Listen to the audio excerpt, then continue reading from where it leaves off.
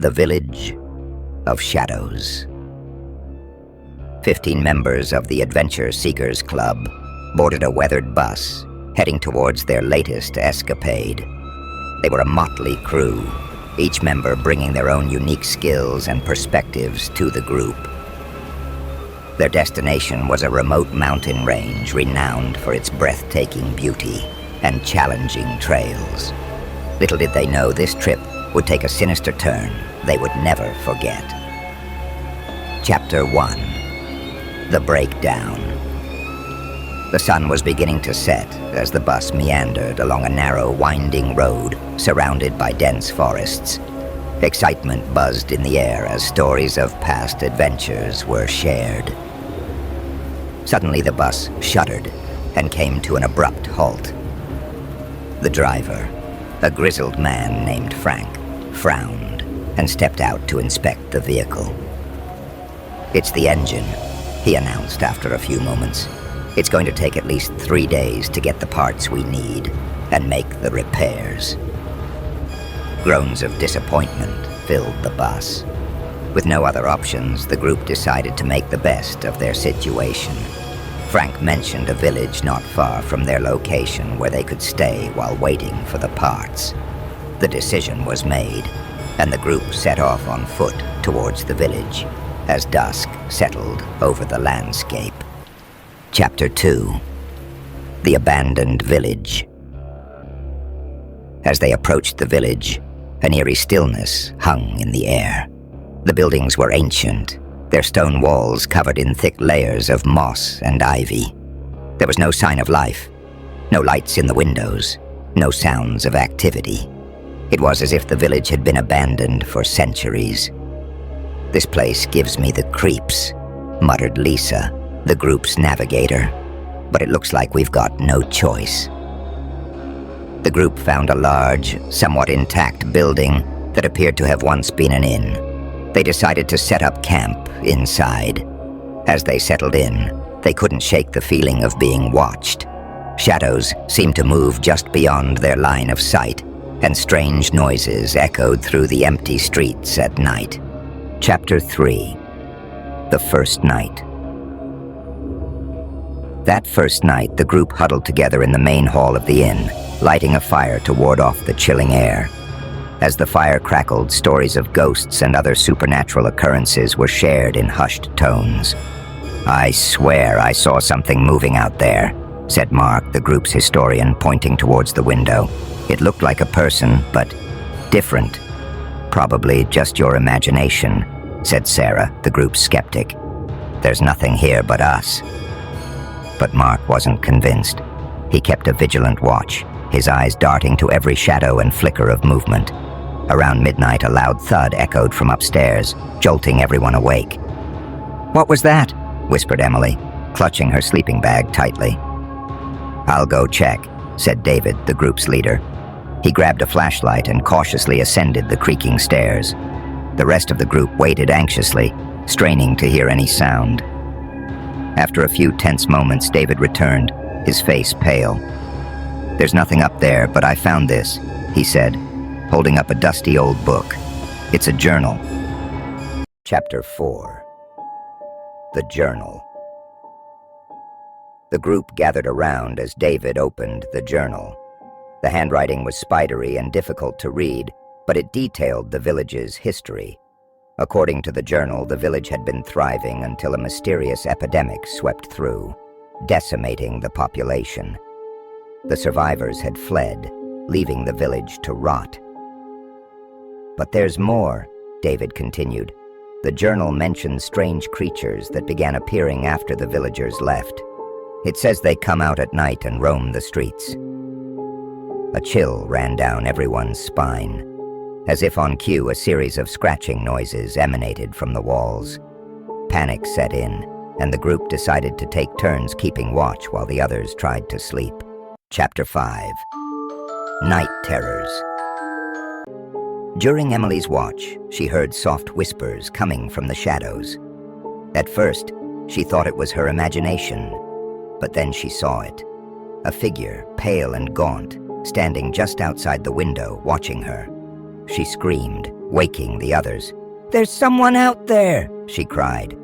David and Mark rushed to the window but saw nothing. They decided to barricade the doors and windows, hoping to keep whatever was outside from getting in. The night seemed endless. Every creak and groan of the old building set their nerves on edge.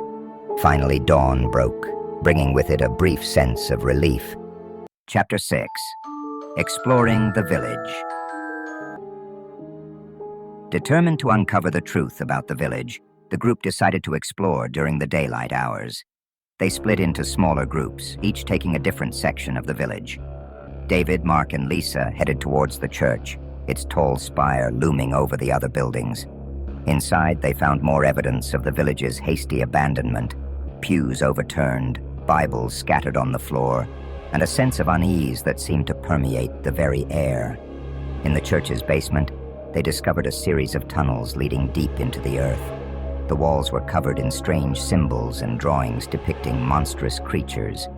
Mark took photos while Lisa sketched the symbols, hoping to decipher their meaning later.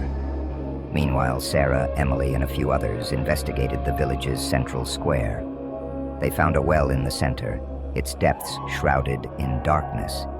As they peered inside, a foul odor wafted up, making them gag. "Something's down there," said Emily, covering her nose. "Something dead." The group decided to regroup at the inn and share their findings. They were starting to piece together the village's dark history, but many questions remained unanswered. Chapter 7. The Second Night. As night fell, the group huddled together once more, feeling the oppressive weight of the village's secrets bearing down on them. They barricaded themselves in the inn, reinforcing their makeshift defenses. Around midnight, the scratching and whispering began again. This time, it was accompanied by faint, ghostly figures flitting past the windows. Panic surged through the group as they realized the creatures were becoming bolder. "We need to find out what these things are and how to stop them," said David, determination in his eyes. "Maybe the journal has more clues." They pored over the journal, finding a passage that described a ritual the villagers had performed to ward off the creatures. It involved an ancient artifact hidden somewhere in the village. Chapter 8. The Artifact. The next morning, they set out to find the artifact. Following the clues in the journal, they eventually located it. A small, intricately carved stone, buried beneath the floorboards of the church. As they examined the stone, a sense of dread washed over them. The symbols on the stone matched those in the tunnels, indicating it held some form of power.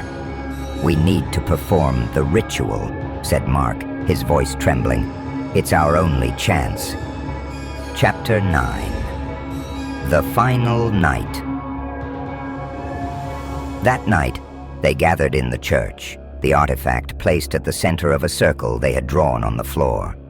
Following the instructions in the journal, they began the ritual. As they chanted, the temperature in the room dropped, and the shadows seemed to come alive. The creatures outside began to howl, their voices filled with rage. The group continued, their voices growing louder as they felt the power of the ritual building.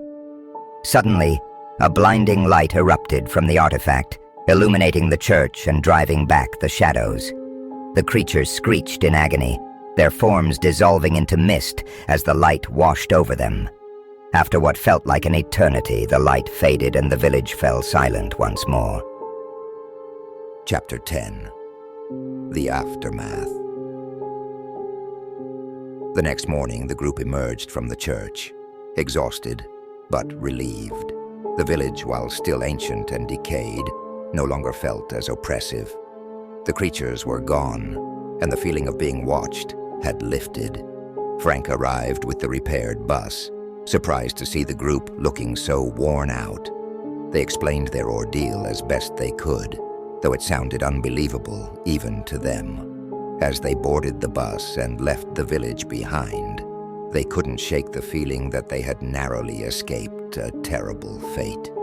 The Village of Shadows had claimed many lives before them, but they had managed to break the cycle. Back in the safety of their homes, the group vowed to never forget what they had experienced. the Adventure Seekers Club had faced their greatest challenge and emerged victorious, forever bonded by the horrors they had endured and the strength they had found in each other. And yet, even as they moved on with their lives, the memory of the village lingered, a dark shadow at the edge of their minds, reminding them of the ancient evil they had confronted and the thin veil that separates the known world from the unknown.